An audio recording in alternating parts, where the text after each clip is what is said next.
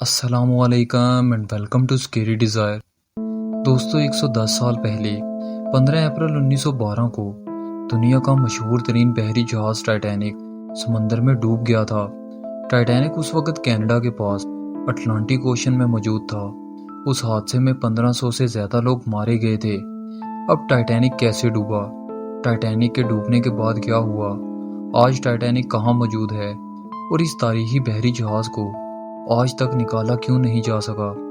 دوستو، ٹائٹینک کو بنانے میں 2 سال لگ گئے تھے۔ اس کو بنانے میں 3000 سے زیادہ لوگوں نے کام کیا تھا۔ اس بحری جہاز میں 2200 لوگ سفر کر سکتے تھے۔ ٹائٹینک انگلینڈ سے امریکہ سفر کر رہا تھا، لیکن اپنے سفر کے دوران یہ ایک آئس برگ سے ٹکرا گیا۔ آئس برگ سے ٹکرانے کے بعد ٹائٹینک 2 حصوں میں ٹوٹ گیا اور یہ سمندر کی گہرائی میں چلا گیا۔ کتنی گہرائی؟ آپ جان کر حیران رہ جائیں گے۔ ٹائٹینک سمندر کے 12600 فیٹ نیچے موجود ہے۔ جب ٹائٹینک ڈوب گیا تھا تو اس کے ڈوبے ہوئے ملبے کو ڈھونڈنے کی بہت کوشش کی گئی۔ کئی ٹیمز اٹلانٹک اوشن میں جا کر واپس آ چکی تھیں، لیکن ٹائٹینک کا کچھ پتہ نہیں لگ سکا۔ سمندر کی 12600 فیٹ گہرائی میں بہت زیادہ اندھیرا ہوتا ہے اور یہاں پانی کا پریشر بھی بہت زیادہ ہوتا ہے، یعنی ٹائٹینک کو ڈھونڈنا ہی ایک بہت مشکل کام تھا۔ سمندر کے اس حصے میں موسم بھی اکثر خراب ہو جاتا تھا اور ٹیمز کے لیے سمندر میں رکنا ایک مسئلہ بن جاتا تھا۔ دوستو، اسی طرح 73 سال گزر گئے اور 1985 میں ٹائٹینک کا ملبہ ڈھونڈ لیا گیا۔ اس کو ڈھونڈنے والے آدمی کا نام رابرٹ بیلارڈ تھا۔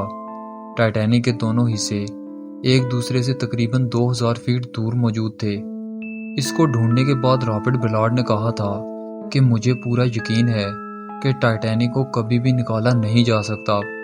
1987 میں ٹائٹینک سے 1800 سے زیادہ چیزیں نکالنے کا بھی دعویٰ کیا گیا، جن میں کرسیاں اور گھڑیاں وغیرہ شامل تھیں، لیکن ٹائٹینک کے ملبے کو کبھی اوپر کیوں نہیں نکالا گیا؟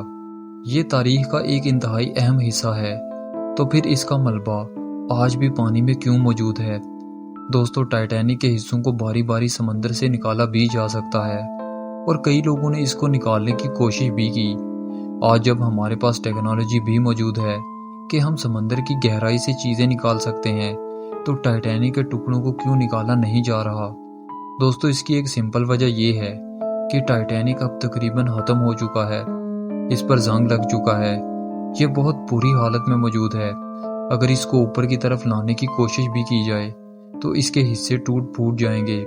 ایکسپرٹس کا ماننا ہے کہ بہت زیادہ پیسے خرچ کرنے کے بعد بھی اگر ٹائٹینک کے حصوں کو نکال لیا جائے تو ان کو پہچاننا ہی مشکل ہو جائے گا، اور اتنے پیسے خرچ کر کے بھی ان حصوں کو نکالنے کا کوئی فائدہ نہیں ہوگا۔ دوسری بات یہ بھی ہے کہ ٹائٹینک کو آہستہ آہستہ سمندر کے نیچے موجود بیکٹیریاز کھا رہے ہیں، یعنی شاید آنے والے وقتوں میں ٹائٹینک مکمل طور پر غائب ہو جائے گا۔ اصل مسئلہ ٹائٹینک کی حالت ہے، جو زنگ لگ کر تقریباً ختم ہو چکا ہے۔ اس لیے یہ دنیا کا مشہور ترین بحری جہاز آج بھی سمندر کی 12600 فیٹ گہرائی میں موجود ہے، اور یہ ایک خوفناک قبرستان کا منظر پیش کرتا ہے۔